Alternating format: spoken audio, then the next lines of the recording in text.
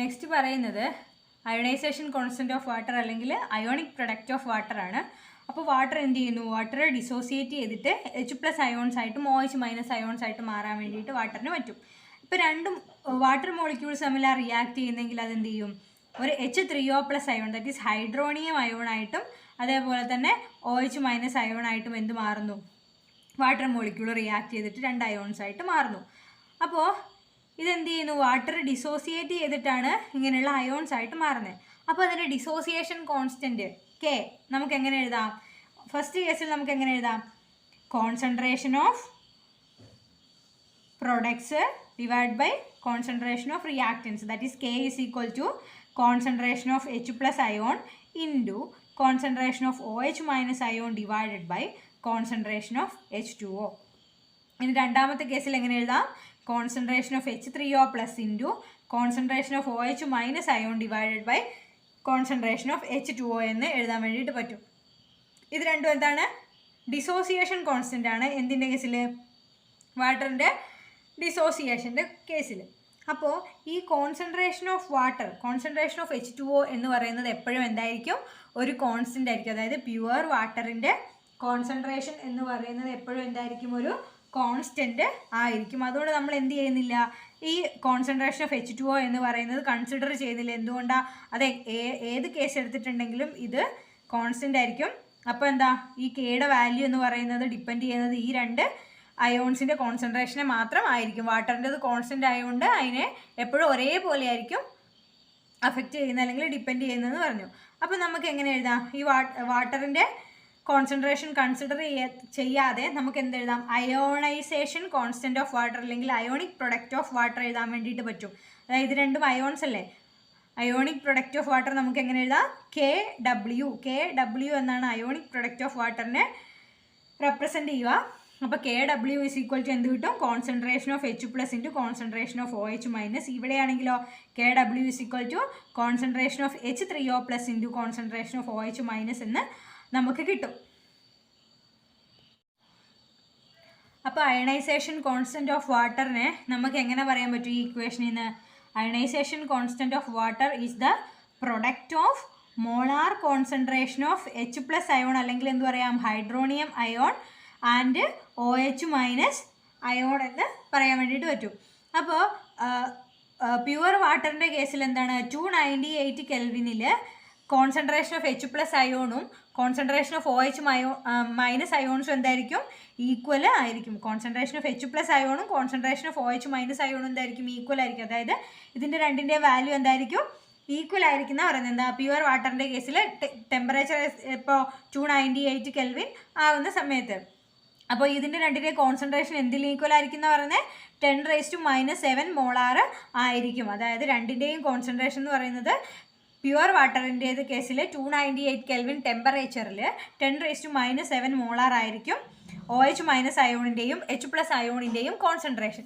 അപ്പോൾ നമ്മളിപ്പോൾ ആ സമയത്ത് KW, that is ionisation constant of water എഴുതുന്ന സമയത്ത് KW is equal to concentration of OH- ion into concentration of H+ ion ആണെന്ന് അറിയാമല്ലോ. അപ്പോൾ കോൺസെൻട്രേഷൻ ഓഫ് OH- അയോൺ എത്രയായിരിക്കും? 10⁻⁻7 മോളാറാണ്. അതേപോലെ തന്നെ കോൺസെൻട്രേഷൻ ഓഫ് H+ അയോൺ എന്താണ്? രണ്ടും ഈക്വൽ ആണെന്ന് പറഞ്ഞു. കോൺസെൻട്രേഷൻ ഓഫ് H+ അയോൺ എന്താണ്? 10⁻⁻7 ആണ്. അപ്പോൾ 10⁻⁻7 ഇൻറ്റു 10⁻⁻7 മോളാർ എന്ത് കിട്ടും? 10⁻⁻14 മോളാർ സ്ക്വയർ എന്ന് കിട്ടും. അതായത് ഇത് രണ്ടും കൂടെ മൾട്ടിപ്ലൈ ചെയ്താൽ നമുക്ക് എന്ത് കിട്ടും? 10⁻⁻14 മോളാർ സ്ക്വയർ എന്ന് കിട്ടും. അപ്പോൾ ഈ അയണൈസേഷൻ കോൺസ്റ്റൻറ്റിൻ്റെ വാല്യൂ എന്ന് പറയുന്നത് എന്താണ്? ടെമ്പറേച്ചറിനെ ഡിപ്പെൻഡ് ചെയ്യുന്ന ഒരു വാല്യൂ ആണ്. പ്യുവർ വാട്ടറിൻ്റെ കേസിൽ 298 കെൽവിൻ ടെമ്പറേച്ചറിൽ എന്തായിരിക്കും? വാട്ടറിൻ്റെ അയണൈസേഷൻ കോൺസ്റ്റൻറ്റ് എന്ന് പറയുന്നത് 10⁻⁻14 മോളാർ സ്ക്വയർ ആയിരിക്കും. അപ്പോൾ ഇനി ഈ കോൺസെൻട്രേഷൻ ഓഫ് OH- അയോണും അതേപോലെ തന്നെ H+ അയോണും കോൺസെൻട്രേഷൻ ഓഫ് H+ അയോണും നമുക്കറിയാമെങ്കിൽ നമുക്ക് എന്ത് കണ്ടുപിടിക്കാൻ പറ്റും? ഒരു അക്വ സൊല്യൂഷൻ്റെ നേച്ചർ നമുക്ക് പ്രെഡിക്റ്റ് ചെയ്യാൻ വേണ്ടിയിട്ട് പറ്റും. അപ്പോൾ അതെങ്ങനെയാണെന്നാണ് ഇനി അടുത്തത് പറയുന്നത്. ഇപ്പോൾ എന്താ അയോണൈസേഷൻ കോൺസ്റ്റൻറ്റിൽ നിന്ന് അല്ലെങ്കിൽ അയോണൈസേഷൻ കോൺസ്റ്റൻറ്റ് ഡിപ്പെൻഡ് ചെയ്യുന്ന 2 ഫാക്ടേഴ്സ് ആണല്ലോ എന്ത്? കോൺസെൻട്രേഷൻ ഓഫ് H3O+ അയോണും അല്ലെങ്കിൽ concentration of OH- ion. H3O+ ion അല്ലെങ്കിൽ H+ അയോൺ എന്ന് പറയാം കേട്ടോ. അപ്പോൾ ഈ കോൺസെൻട്രേഷൻ ഓഫ് H3O+ അയോൺ എന്ന് പറയുന്നത് കോൺസെൻട്രേഷൻ ഓഫ് OH- അയോണിനെക്കാട്ടിലും കൂടുതലാണെങ്കിൽ എന്തായിരിക്കും? ആ അക്വ സൊല്യൂഷൻ എന്തായിരിക്കും? അസിഡിക് ആയിരിക്കും. ഓക്കെ, ഇനി കോൺസെൻട്രേഷൻ ഓഫ് H3O+ അയോൺ എന്ന് പറയുന്നത് OH- അയോണിൻ്റെ കോൺസെൻട്രേഷനെക്കാട്ടിലും കുറവാണെങ്കിൽ ആ സൊല്യൂഷൻ എന്തായിരിക്കും? ബേസിക് ആയിരിക്കും. അതേപോലെ ഇപ്പോൾ കോൺസെൻട്രേഷൻ ഓഫ് H3O+ അയോണും കോൺസെൻട്രേഷൻ ഓഫ് OH- അയോണും എന്താണ്? ഈക്വൽ ആണെങ്കിൽ ആ സൊല്യൂഷൻ, ആ അക്വ സൊല്യൂഷൻ ന്യൂട്രൽ ആയിരിക്കും. അതായത് ഇതിൻ്റെ രണ്ടിൻ്റെയും കോൺസെൻട്രേഷൻ H3O+ അയോണിൻ്റെയും OH- അയോണിൻ്റെയും കോൺസെൻട്രേഷൻ ഈക്വൽ ആണെങ്കിൽ ആ സൊല്യൂഷൻ ന്യൂട്രൽ ആയിരിക്കും. ഇപ്പം നമ്മളിവിടെ ഒരു കേസ് പറഞ്ഞില്ലേ, 298 കെൽവിനിൽ വാട്ടറിൻ്റെ കേസിൽ കോൺസെൻട്രേഷൻ ഓഫ് H+ അയോണും കോൺസെൻട്രേഷൻ ഓഫ് OH- അയോണും എന്താണ്? ഈക്വൽ അല്ലേ? നോക്ക്, H3O+ OH- അയോൺ ഈക്വൽ ആണ്. അതിൻ്റെ വാല്യൂ എന്താ? 10⁻⁻⁷ മോളാർ എന്ന് കിട്ടിയല്ലോ. അപ്പോൾ വാട്ടർ എന്താണ്? ഒരു ന്യൂട്രൽ ആയിട്ടുള്ള സബ്സ്റ്റൻസ് ആണല്ലേ. അതുകൊണ്ടാണ് എന്ത്? അതിൻ്റെ കോൺസെൻട്രേഷൻ ഓഫ് H+ അയോണും OH- അയോണും ഈക്വൽ ആയിട്ട് വരുന്നത്. നെക്സ്റ്റ് പറയുന്നത് pH സ്കെയിലാണ്. അപ്പോൾ pH എന്നൊക്കെ നമ്മൾ എപ്പോഴെങ്കിലുമൊക്കെ എന്തായാലും കേട്ടിട്ടുണ്ടാവും അല്ലേ? എന്താ pH എന്ന് പറഞ്ഞിട്ടുണ്ടെങ്കിൽ it is the negative logarithm of hydrogen ion concentration അല്ലെങ്കിൽ hydronium ion concentration in moles per litre. അതായത് ഹൈഡ്രജൻ അയോണിൻ്റെ അല്ലെങ്കിൽ ഹൈഡ്രോണിയം അയോണിൻ്റെ കോൺസെൻട്രേഷൻ ഉണ്ടല്ലോ, ആ കോൺസെൻട്രേഷൻ നമുക്കറിയാമെങ്കിൽ അതിൻ്റെ നെഗറ്റീവ് ലോഗ് വാല്യൂ കണ്ടുപിടിച്ചാൽ നമുക്ക് എന്ത് കിട്ടും? അതിൻ്റെ ആ സൊല്യൂഷൻ്റെ pH നമുക്ക് കിട്ടും. ഇനി അടുത്തത് POH എന്ന് പറയുന്ന ഒരു കൺസെപ്റ്റാണ്. POH എന്ന് പറഞ്ഞാൽ എന്താ? It is the negative logarithm of OH- ion. OH- അയോണിൻ്റെ നെഗറ്റീവ് ലോഗരിതം എടുത്താൽ നമുക്ക് എന്ത് കിട്ടും? POH കിട്ടും. ഓക്കെ, ഇനിയിപ്പോൾ നമ്മൾ വാട്ടറിൻ്റെ കേസ് കൺസിഡർ ചെയ്യുകയാണെങ്കിൽ 298 kelvin temperature, that is 25 degree Celsius. അതായത് സെൽഷ്യസ് സ്കെയില് 25 ഡിഗ്രി സെൽഷ്യസ് ആണെങ്കിൽ അത് കെൽവിൻ സ്കെയിലിൽ എത്രയായിരിക്കും ടെമ്പറേച്ചർ? 298 കെൽവിന് ഈക്വൽ ആയിരിക്കും. അതായത് 298 കെൽവിനിൽ 25 ഡിഗ്രി സെൽഷ്യസിൽ, അല്ലെങ്കിൽ എന്ത് പറയാം, രണ്ടും ഒരേ ടെമ്പറേച്ചർ തന്നെയാണ്. 298 കെൽവിൻ എന്ന് പറഞ്ഞാലും 25 ഡിഗ്രി സെൽഷ്യസ് എന്ന് പറഞ്ഞാലും ഒരേ ടെമ്പറേച്ചറാണ്. ഡിഫറൻറ്റ് സ്കെയിലാണ് നമ്മൾ എടുക്കുന്നത് ടെമ്പറേച്ചർ മെഷർ ചെയ്യാൻ വേണ്ടി. അതുകൊണ്ടാണ് രണ്ട് കണ്ടീഷൻസ് പറയുന്നത്. ഇപ്പോൾ 298 കെൽവിനിൽ വാട്ടറിൻ്റെ H+ അയോൺ കോൺസെൻട്രേഷൻ എന്ന് പറയുന്നത് എന്താണ്? 10⁻⁻⁷ ആണ്. 10⁻⁻⁷. അപ്പോൾ ആ ടെമ്പറേച്ചറിൽ വാട്ടറിൻ്റെ pH എത്രയാണെന്ന് നമുക്ക് കണ്ടുപിടിക്കണം. എങ്ങനെ കണ്ടുപിടിക്കും? pH എന്ന് പറഞ്ഞാൽ എന്താ? Negative logarithm of H+ ion ആണ്. അപ്പോൾ വാട്ടറിൻ്റെ കേസിൽ H+ അയോണിൻ്റെ കോൺസെൻട്രേഷൻ എത്രയാണ്? 10⁻⁻⁷. അപ്പോൾ നമ്മളതെങ്ങനെ കണ്ടുപിടിക്കും?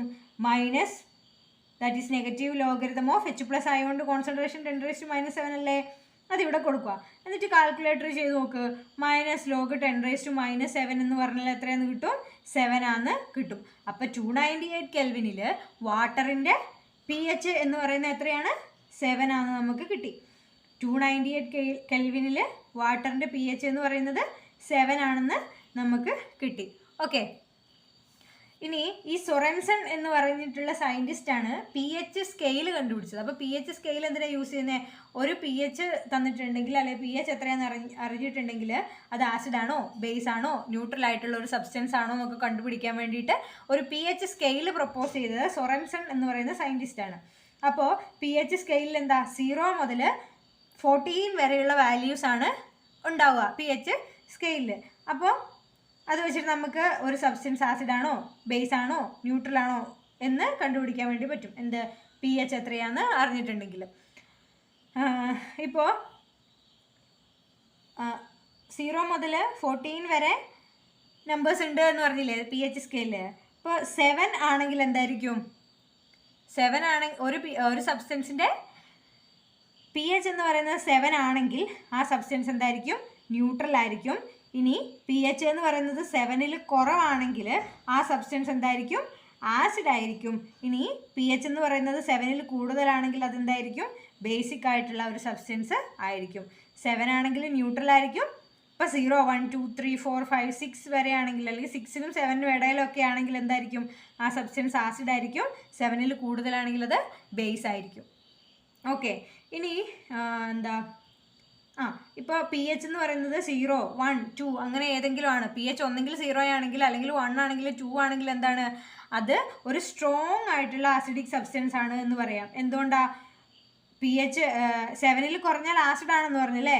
അപ്പോൾ ഏറ്റവും താഴേക്ക് പോകുന്നതിനനുസരിച്ച് എന്തായിരിക്കും, അസിഡിറ്റി കൂടിയായിരിക്കും വരുന്നത്. അപ്പോൾ ഇപ്പോൾ ഒരു 6.5 എന്നൊക്കെ പറഞ്ഞിട്ടുണ്ടെങ്കിൽ അതെന്തായിരിക്കും, അത് ലെസ് അസിഡിക് ആയിരിക്കും. എന്താ, ന്യൂട്രൽ സബ്സ്റ്റൻസുമായിട്ട് അടുത്ത വാല്യൂ അല്ലേ വരുന്നത്, അതുകൊണ്ട് അത് ലെസ് അസിഡിക് ആയിരിക്കും. അതിന് ഫാർ അവേ ഉള്ള 0, 1, 2 എന്ന് പറയുന്ന പി എച്ച് ഒക്കെ എന്തായിരിക്കും, സ്ട്രോങ് ആസിഡ്സ് ആയിരിക്കും.